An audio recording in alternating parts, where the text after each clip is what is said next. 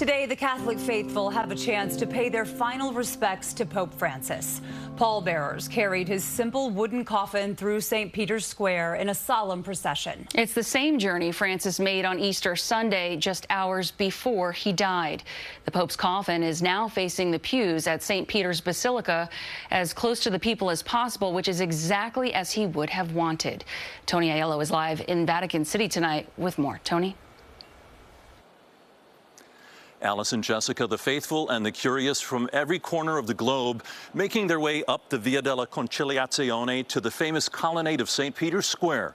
They go through security and then they wait, at times today, up to 3 hours to file inside and spend a few moments at the coffin of Pope Francis.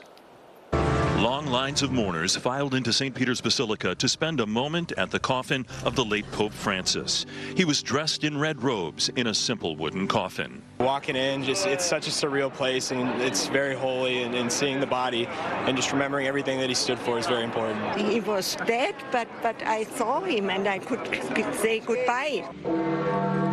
Pallbearers carried Francis's coffin from his residence to the Basilica earlier Wednesday for the start of 3 days of public viewing. The procession made its way through the same square where the 88-year-old made a surprise appearance for Easter Sunday, just hours before he died.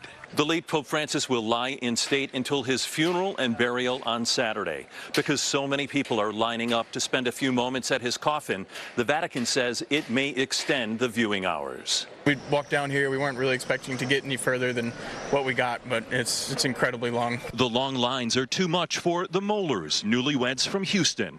They're skipping the chance to see the Pope lie in state. What's it like to be in Rome at this time? History being made, one Pope being buried, soon they'll be electing a new one?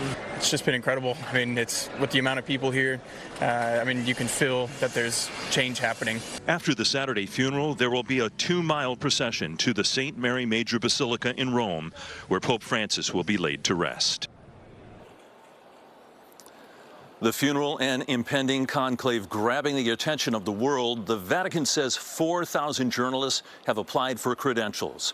Tonight, we've learned the Basilica will remain open past midnight to accommodate the crowds, an estimated 40 people per minute filing past the coffin. Jessica, Alice. It's just incredible to hear. Tony Aiello live at the Vatican. Thank you so much. And coming up in our next half hour, how students at St. John's University are honoring Pope Francis and keeping his memory alive. And we will bring you the funeral of Pope Francis on Saturday morning in a CBS News special report. Coverage begins at 4 a.m. on air and streaming on CBS News New York.